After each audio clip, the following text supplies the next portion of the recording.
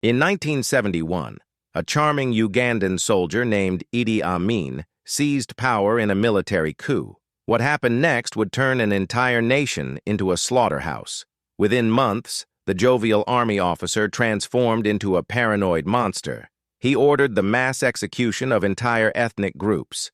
Soldiers dragged victims from their homes in the dead of night. The screams echoed across Uganda as an estimated 500,000 people were systematically murdered. In 1972, Amin expelled Uganda's entire Asian population in 90 days. Families who had lived there for generations were forced to abandon everything: their businesses, their homes, their lives. But the horror deepened. Diplomats reported finding human heads in Amin's refrigerator. He allegedly fed victims to crocodiles and practiced cannibalism. Yet this same man declared himself King of Scotland and challenged world leaders to boxing matches.